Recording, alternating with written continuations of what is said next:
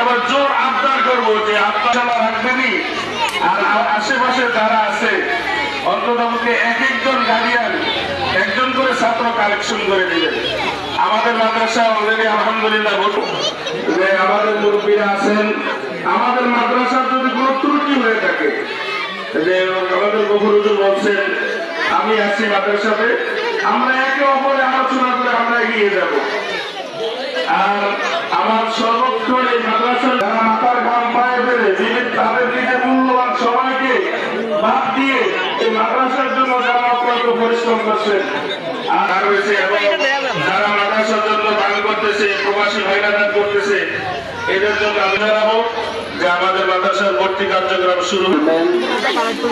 অত্র প্রতিষ্ঠানের আজকের অভিভাবক সমাবেশের সম্মানিত অতিথি ফুরফুরা ইসলামী আলিমায় এবং তিনি আমারও শিক্ষক, উনি এই পর্যায়ে আপনাদেরকে দিক নির্দেশনামূলক কথা বলবেন।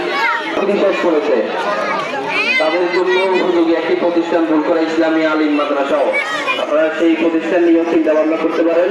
এই পর্যায়ে উনি আমাদেরকে দিক নির্দেশনামূলক কিছু কথা বলার জন্য আমি সবাই